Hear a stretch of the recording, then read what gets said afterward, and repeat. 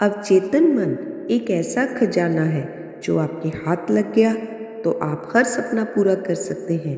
अगर आपने इसे अपना सच्चा दोस्त बना लिया तो ये आपको गरीब से अमीर, दुखी से सुखी और डर की जगह आत्मविश्वास से भर देगा और कहेगा कर लो दुनिया मुट्ठी में।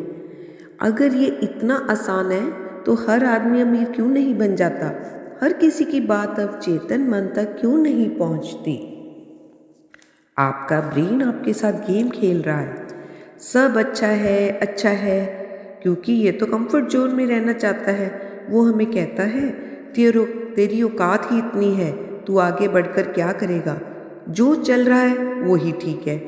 अब आपको आगे बढ़कर फैसला लेना है कि या तो जैसे चल रहा है वैसे चलने दे, या अभी फैसला ले कि हमें ज़ीरो से हीरो कैसे बनना है। आओ पहले हम अपने इस अवचेतन मन की खूबियों को जान लें। अवचेतन मन असली और नकली में फ़र्क नहीं करता। यह कल्पना और हकीकत में भी फ़र्क नहीं करता। आपने अक्सर सपनों में देखा होगा कि कई बार हम डरावना सपना देखकर इतना डर जाते हैं कि जैसे वह घटना सचमुच हुई हो। हमारी आवाज़ तक नहीं निकलती। अवचेतन मन भाषा भी नहीं समझता, ये केवल चित्रों को समझता है। इसीलिए जो हमें चाहिए उसका चित्र हमें लगा लेना चाहिए, जिससे कि आपकी आंखें बार बार उसे देखती रहें। आपने देखा होगा अक्सर जब बच्चा होने वाला होता है तो भावी माँ सुंदर बच्चे का चित्र अपने कमरे में लगा देती है। अवचेतन मन सोच विचार नहीं करता, यह तर्क वितर्क नहीं करता, यह कोई बहस भी नहीं करता। बस एक आज्ञाकारी बच्चे की तरह आपका कहना मानता चला जाता है, चाहे फिर वो गलत हो चाहे फिर वो सही हो।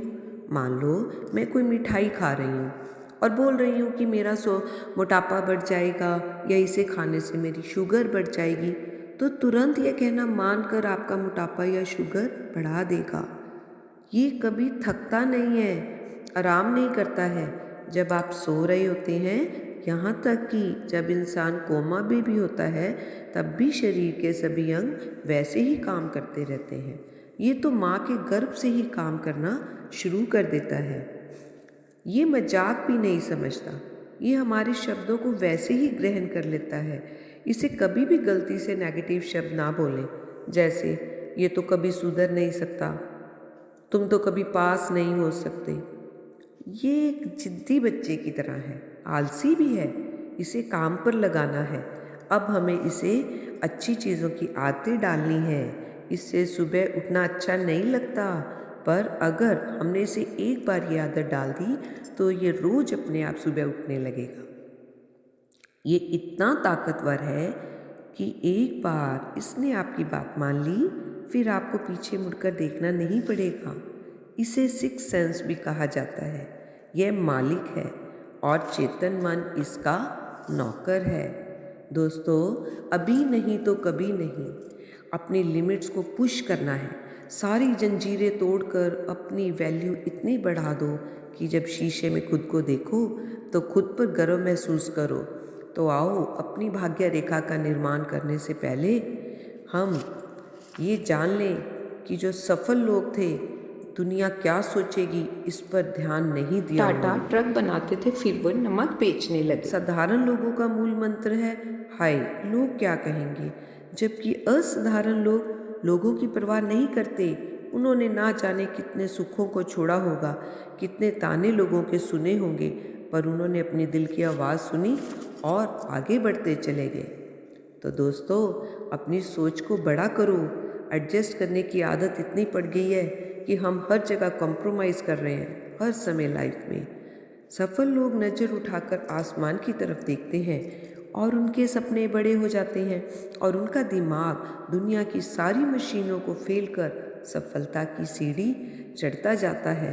प्रफुल्ल बिलोरे एमबीए चाय वाले का उदाहरण आपके सामने है। जैसे नए मकान को बनाने के लिए पुराना मकान तोड़ना पड़ता है, मूर्ति बनाने के लिए पत्थर को हथौड़ों की मार सहनी पड़ती है, सोने को सोना बनने के लिए आग में तपना पड़ता है, इसी प्रकार दुर्भाग्य को मिटाने और पुरुषार्थ को जगाने के लिए ये 3 कदम उठाने होंगे। सबसे पहले हमें एक्सेप्ट करना होगा, स्वीकार करना होगा कि जो भी हालात हैं, समस्या है, उसे स्वीकार कर लो। अब जो हमें अपने जीवन में चाहिए वही हमें दृढ़ विश्वास के साथ सोचना है। यह सोचना आपका काम नहीं कि ये मुमकिन है या नहीं, ये प्रकृति का काम है कि उसे कैसे पूरा करना है। आपने माझी द माउंटेन मैन का नाम तो सुना होगा, कैसे उसने अकेले पहाड़ तोड़कर 2 गांवों के बीच में रास्ता बना दिया था। अपनी दूसरा कदम है कि ब्लेस योर प्रॉब्लम्स, यानी कोई भी सिचुएशन या समस्या जो है केवल 10% होती है, पर हमारा रिएक्शन 90% होता है। कुछ लोग हर समय शिकायत ही करते रहते हैं, जबकि कुछ लोग परवाह नहीं कर आगे बढ़ जाते हैं। समस्या हो गई तो रोना नहीं।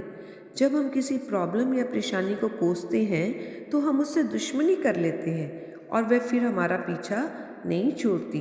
परेशानी को दोस्त बना लो, कहो कबूल है।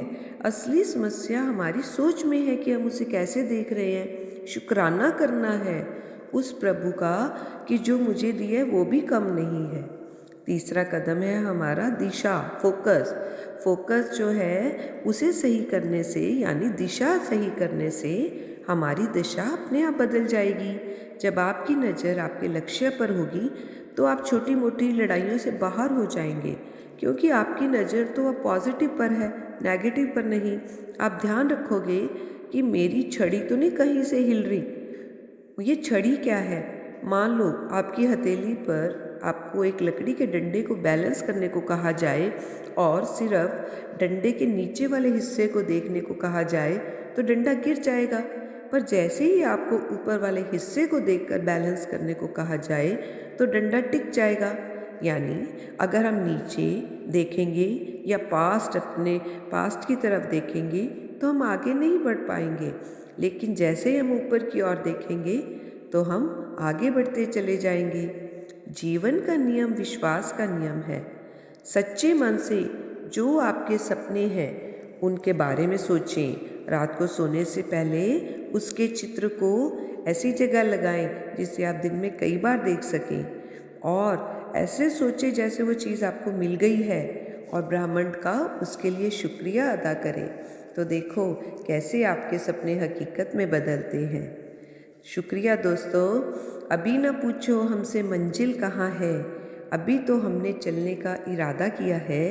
ना हारे हैं ना हारेंगे कभी, या किसी और से नहीं खुद से वादा किया है।